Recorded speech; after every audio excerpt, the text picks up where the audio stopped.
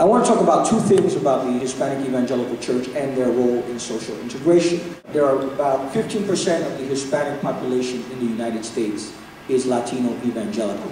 Now, depending on what numbers you're using, that can be anywhere between 9 million and 18 million. We come to the table because we are the first defense for many people. We are the social service providers. We are the ones who connect new immigrants to the social services available in the communities. The church I pastor in the Lower East Side of Manhattan is 1/3 Chinese, 1/3 Hispanic, and 1/3 every English-speaking group you could think of: African, African-American, West Indian.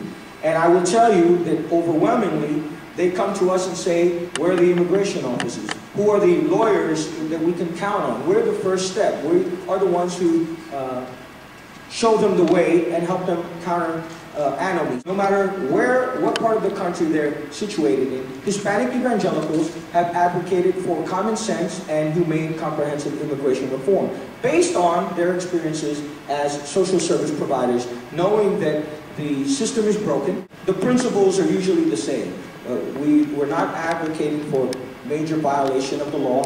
We're not saying that the borders are not important and that future flow is not important, but that family unification is critical. That we speak of family values and we are dividing families.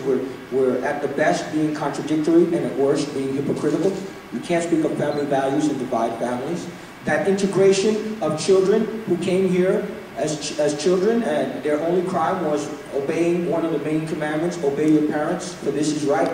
And as you know, that was defeated this week. You cannot advocate for people to get into the back of a line that does not exist.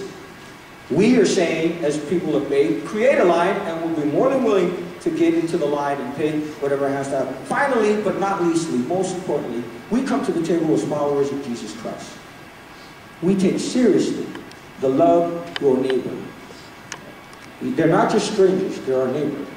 What you do unto the least of these, Matthew 25, you do also unto me. So there is a moral standard by which we are led and to which we speak. And that moral standard is every single human being, whether they were born in Asia, Latin America, or any part of the global South Africa, they should be treated with human dignity. They were created in the imago Dei, and the image of God.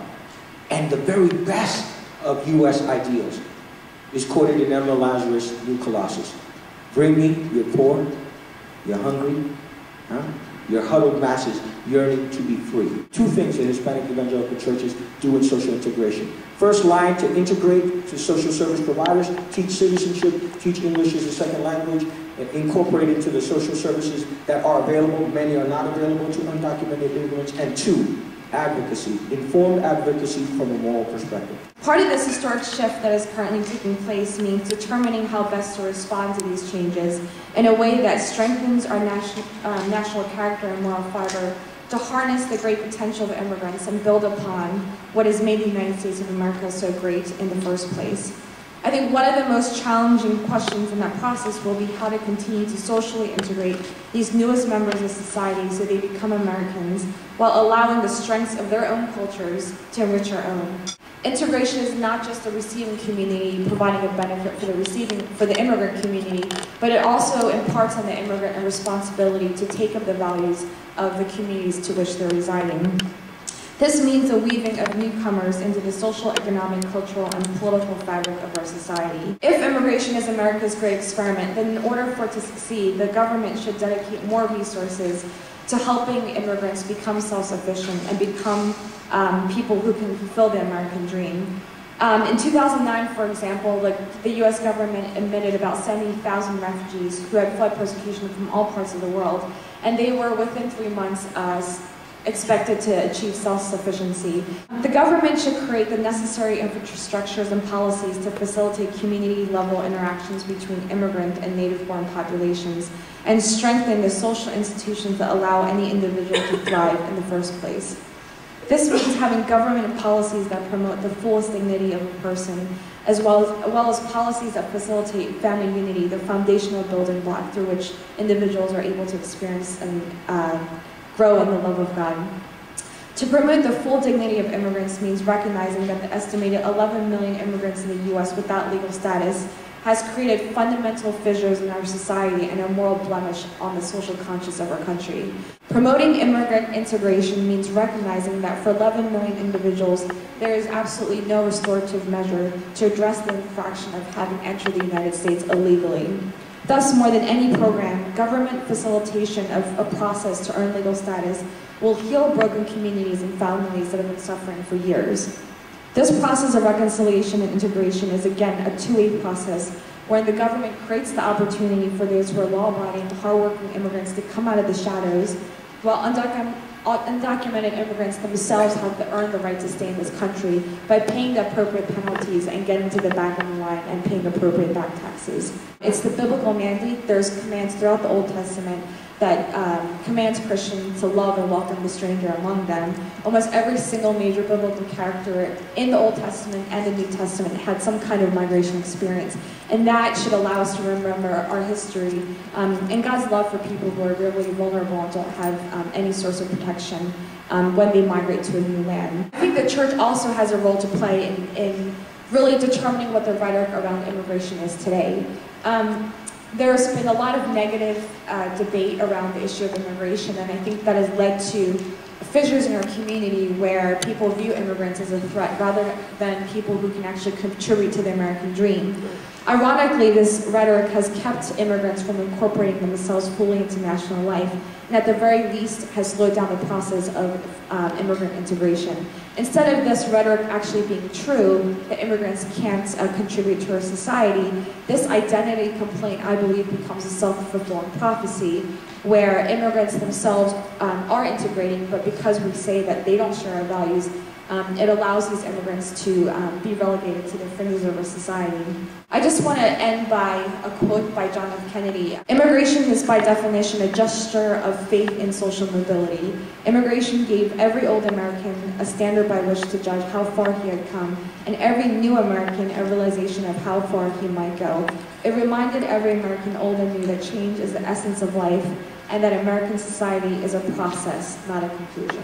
My basic premise is that religious organizations throughout this country are the ones who are implementing integration policy in this country, and that the government is sort of a side actor, frankly. And that's been the case for the last 200 years. And the church, the Catholic Church in this country, is an immigrant church. We've grown with the country in parallel with the country as the population has grown. The biblical mandate, as Jenny mentioned, is to welcome the stranger, and so that's what we try to do.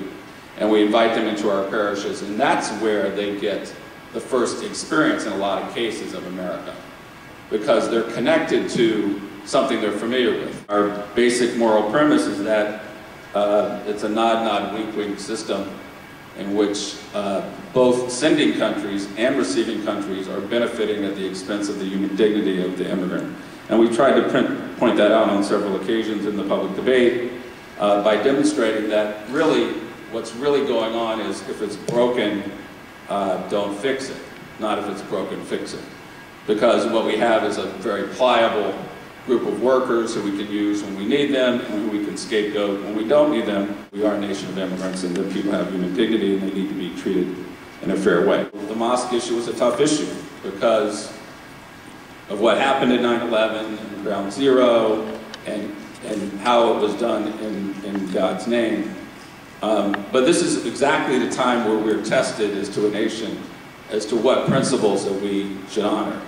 And the principle of religious freedom is something that is so important in this country. And I was proud to see all the religious leaders stand up together to say, no, we have to honor this principle because we benefited from this principle. The Catholic Church benefited from it. Other churches in the world have benefited from it, and that's why people came here originally to this country. And I just wanted to point that out as sort of a model of how religious groups can work together and get an issue and get into the public debate and sort of take the hard edges off the debate. And hopefully we'll be able to do that as we move forward on immigration reform as well.